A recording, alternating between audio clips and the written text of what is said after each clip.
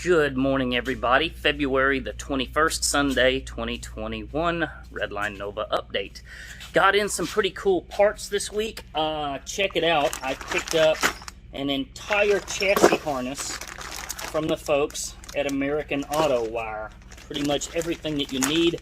I decided to go with a universal kit with this car because, if we're being honest, I mean, there's just nothing that's stock on it anymore. We're having a push-button ignition, aftermarket turn signals, headlights. I mean, what in the world is original? So, didn't really feel like I needed an original harness for this car. I don't know if you notice or not, right there, I have got the intercooler in the car. I basically just had to cut out some provisions down here at the bottom for the hoses to stick out through the bottom of the core support, and then I also had to cut a hole right up in here because you've got some sort of a vent or something up in there that needs to protrude through it. So I did decide to go ahead and use the heat exchanger out of the Camaro. I cleaned it up a good bit. It was really nerve-wracking trying to cut the old brackets off of it that were for the Camaro, because I had to cut through those aluminum welds without going into the heat exchanger. So that was pretty tough, but I got it in the car, I'm happy to say, and I don't think it looks too bad. I also finally got the rubber silicone whatever connector that allows me to connect my new intake tube to the front of my supercharger. I also picked up this really cool little bracket off of eBay, like 12 bucks, that basically just welds right to the to the intake tube there so that I can install my map sensor. So can't believe you can buy that thing for $12. My mufflers for the car also came in this week, a set of Flowmaster 3-inch stainless steel flow effects mufflers. And the reason that I chose these mufflers is because they are straight through mufflers. They are not chambered. And so I'm told that these things are worth a good 40 rear wheel horsepower by the folks at Flowmaster, because they don't stop up the exhaust. How much truth there is, that muffler's gonna do that, I don't know, but I'm sure it's gonna help, so good enough for me. Here's where my big win of the week came in. If you'll notice, I've got the steering wheel in the car, but before I show you how I did it, let me show you what I decided to.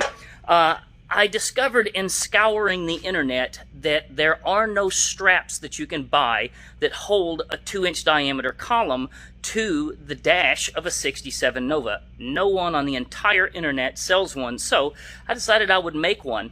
I had some scrap 3/16 aluminum tread plate, and so I took some of this stuff.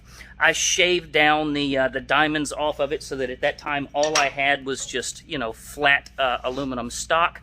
I went to the hardware store and picked up a piece of 2-inch PVC coupling, and you can see in this shot right here that I basically started wrapping my strap aluminum around my coupling. I wrapped it, all the way around it, and then after I had this U-shaped piece that you see here, at that point I just put a couple of little relief cuts on the inside of it so I could bend it into a traditional strap, and from there I set it on the table, got it clamped in place. I TIG welded those joints up so I would have a nice strong strap.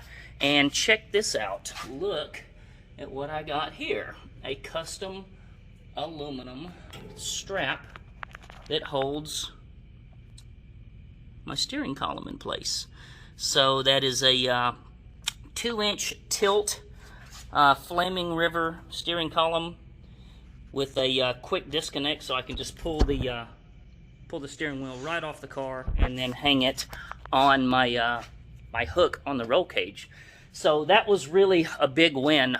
My goal right now is to get the engine in this thing started sometime this summer. As soon as I can get an English wheel from the folks at Woodward Fab, I'm going to go ahead and fab the back of the car that is going to hold the fuel cell in place and go ahead and plumb it, and at that point we're going to be really close to being able to fire the engine. I've got the engine harness. I just recently ordered the lines and all the connectors so I could connect the hydraulic the power steering pump to the rack and pinion unit. You have to have all of that stuff, the intercooler, everything. It's all got to be hooked up so you don't just fire the engine and fry your power steering pump. So There's a lot that goes into this thing, but that's what I got for this week. I hope you guys are enjoying my updates of my 67 Nova build. If you're catching this for the first time, please click subscribe and follow my build. I'm always appreciative and happy to have new subscribers. Happy to have comments, too. When you guys comment down below and give me good ideas and things to think about to make sure that I don't miss stuff, I really appreciate that stuff. I would ask that you also, if you don't mind, click the thumbs up down below. Let YouTube know this is good content. Hope you guys enjoyed my updates. Pretty happy with what I got done this week. Excited about moving forward. Thank you for watching. Y'all have a wonderful Sunday.